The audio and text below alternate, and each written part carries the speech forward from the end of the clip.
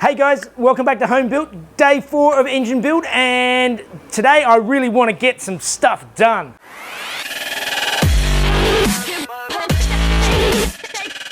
Alright guys, so yesterday you saw me going through and just drilling out the holes on these oiling tubes for the inside the cam decks to spray onto the rocker arms. So now all just need to do is put them back in again.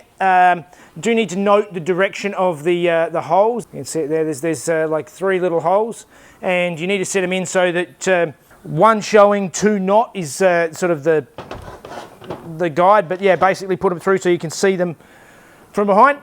Time to tap them in using the little plug that Neil made up yesterday, so let's put them back in.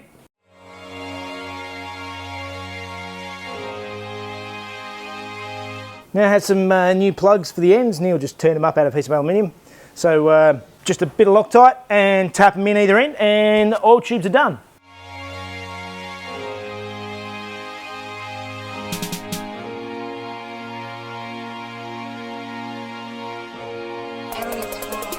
All right, now I'm going to tackle balancing the pistons, which is actually the scariest thing we've done yet, because I'm taking my brand new pistons and I just want to take a tiny little scrape off of the inside of the piston in here, because basically we've got a couple of them that are about need to go down about 0.2 of a gram. We want to get them all within 0.1 of a gram each. We're talking nothing, like so it's going to be interesting. I'm going to really just try and just touch it. I've got this die grinder that's turned right down, so I'm just going to do very carefully just touch inside and then weigh it and then see how we go.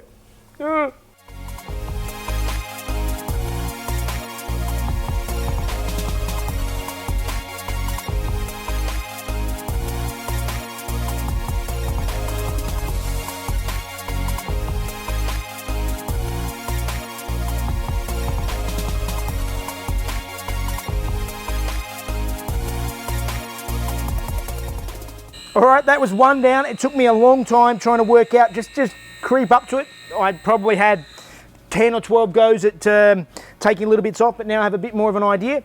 So there's 2 more to bring down, and then they'll all be within 0.1 of a gram, which is nothing. So they'll be nicely balanced.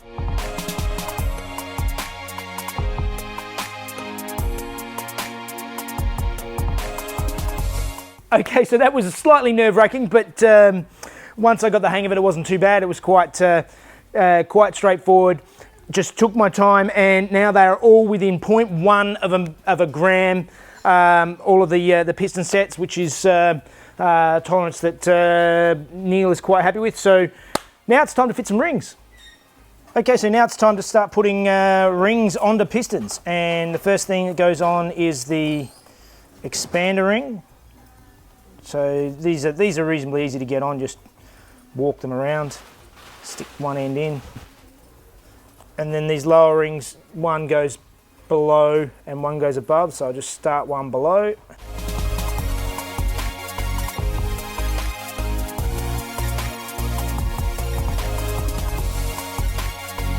Then Neil's got these cool set of ring pliers, so that makes it easy, but remembering that the second ring has a top side, so the writing is up, and I'm just mount that over the top. And the last one, doesn't matter which way it goes up. All right, then it's a matter of aligning the rings, and basically, as Neil was saying, is with the lower oil rings, is to have them down just sort of probably a bit below 10 and 2. So one on 10, other side on 2.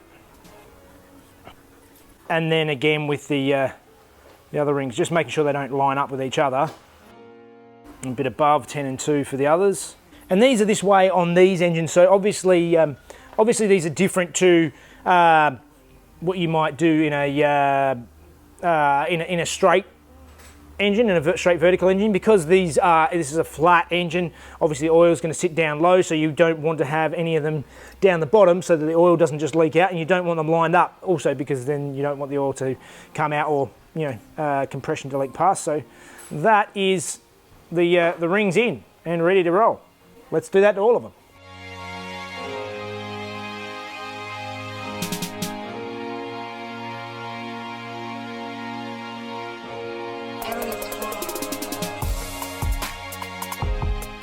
All right, so my next job is to get in and start measuring these cylinders and measure the internal diameter of these cylinders. So this gauge is all set up, and basically what we're doing is we're using these gauge. We're going 1 inch up from the bottom, and then 2 inches up from the bottom, and then 4 inches up from the bottom, and that will give us 3 different measurements so that we can see exactly how they are, and we'll measure them both vertically and horizontally in the cylinders, so we have a great idea of how accurate this is, and then we can measure our cylinder to piston clearance.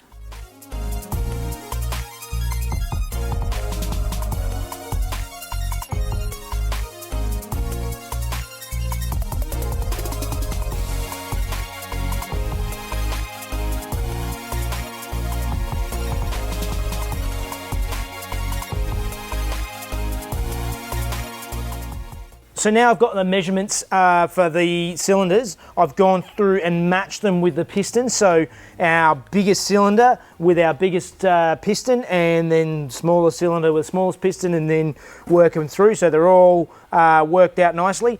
That's all done, so let's move on.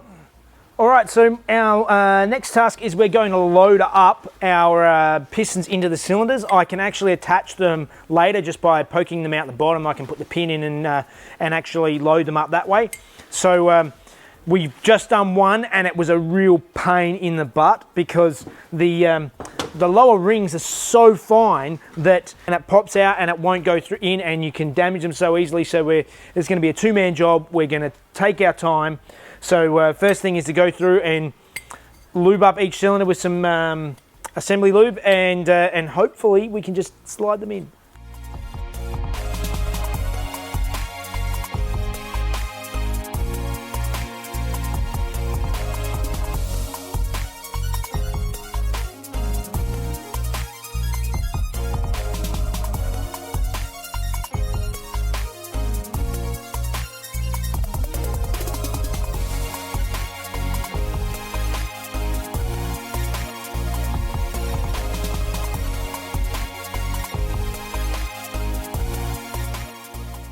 All right, so we were struggling for ages with that last piston, trying to get it into the cylinder and tearing our hair out. We tried it like 15 times trying to get it in, and it just would not go in. The bottom oil ring just kept popping out as we got it down, because they are so fine on these pistons.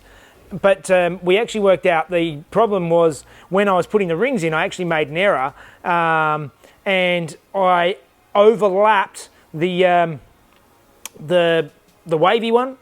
I can't even remember what it's called, but the little wavy ring down the bottom that sits between these two, I overlapped it. So that's the reason why it wasn't going in, and it was just being an absolute pig, and we were tearing our hair out for ages, and now we've worked it out and they go in much easier. So now I can finish them up, and then the pistons will be in the cylinders. Thankfully I didn't have this issue when I got home, because I never would have worked it out.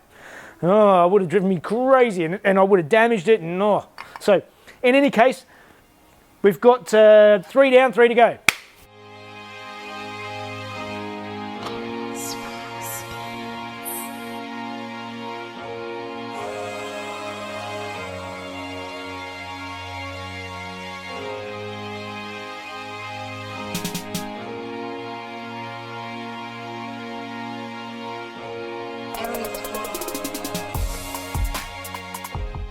Well, that is not fun.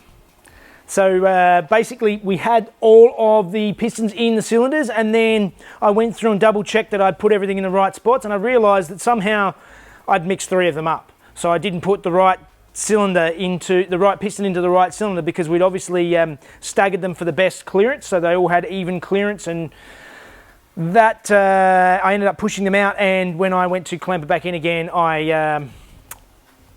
I clamped it up, and the ring jumped out and bent, and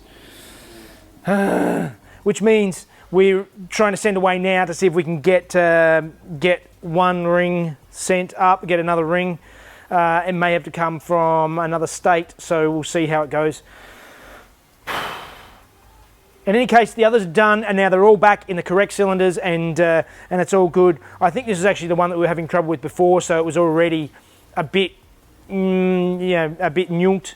So now it's really nuked. Do you like that word? All right, I think it's lunchtime because I need a break.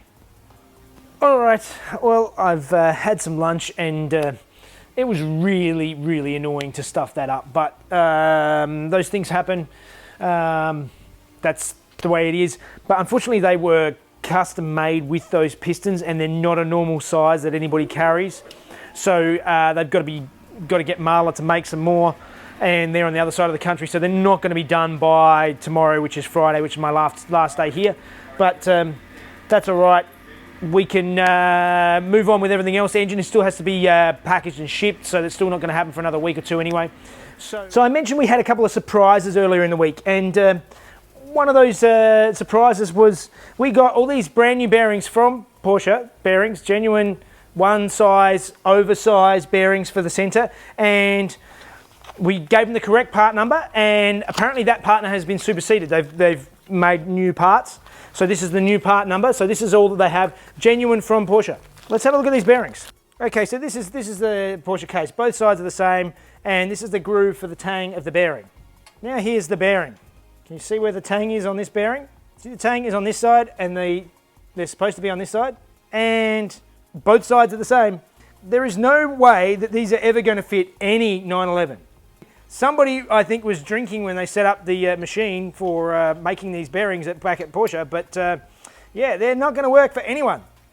They won't work for anyone unless you happen to have a Neil. So if you have access to a Neil, you can get a Neil who can actually machine out the case on the other side so that they can actually fit the tang. So he's actually measuring, but it's a matter of getting it in the exact right spot, perfectly centering the bearings with the tangs, and going through and then recutting the case to fit the bearings, because there's no other ones available. These are the one size over bearings. They don't fit anything else. All these little hiccups that just make it hard. But in any case, yeah, I don't know if anybody else has come across this, anyone else has had this issue, but this is the correct part. This is genuine from Porsche. This is by the book, and they don't fit. What is our fix? Well, we actually have our fix here. So Neil has actually made a brooch here out of a piece of carbide he had around that basically he sort of ground down this tip on this, and using it locked in the mill without turning it on, just using arm force, you just come down and just scrape and then move it back a bit, scrape, scrape, scrape till we got a fit, and we actually have our first one done here. So now he still has to go through on every single one and broach each one and get it so that it can actually fit. Another little tip that Neil was going to say is when you're disassembling any engine, do not grab the bearing by the center and then peel it sideways to get it out. That you can break the edges of where the tang goes in, so do not do that. Just push it down from one end and slide it up and out. Okay, so my next job is assembling this intermediate shaft, and thankfully Neil has one already prepared here. This is off of another car, but this one's already together, so it's a bit of a guide as to how to put this together. First things first is I've got to take my my main drive wheel and mount this up with 18 foot-pounds of torque and some Loctite, so let's go and do it.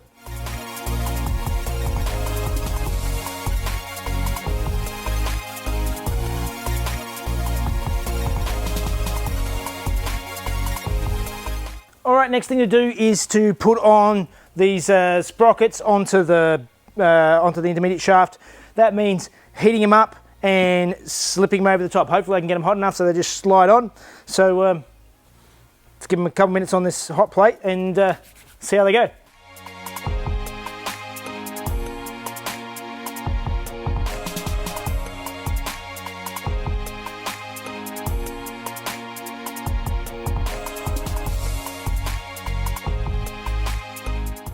I've really gotten flustered today, and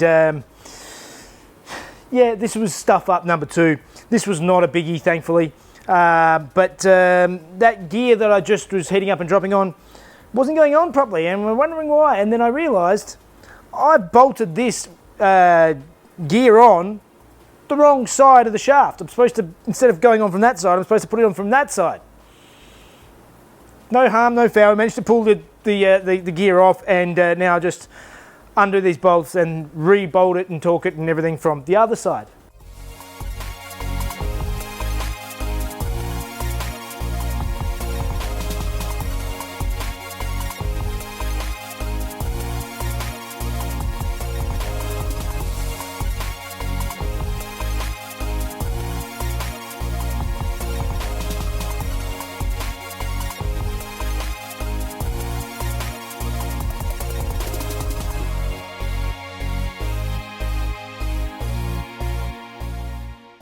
All right, guys, that's the end of a long day. It wasn't my best day so far, but every now and then you have one of those, and everything is fixable. Okay, that ring is going to take some time to get one made up and send it back, but it's the way things happen sometimes. My intermediate shaft is all done. It's all together properly this time and ready to go. So that's it for day 4. Tomorrow is the last day, and hopefully we can assemble the case. That's the plan anyway. So it's my last day here. I have a crazy schedule, and basically I've just been here editing, sleep. That's all I've done this whole week, and I fly home on Sunday. So it's on Saturday, sorry. So really no downtime. But I do have my meet up tomorrow night, Friday night. In Costa Mesa. If anybody's interested, contact me, Facebook, Instagram, or in the description, and I'll get you the details. And I'm also planning on heading to Pelican Parts Cars and Coffee on Saturday morning. So if any of you are heading on down there, I might catch up with you there. In any case, that's it for another day, and I'll see you tomorrow.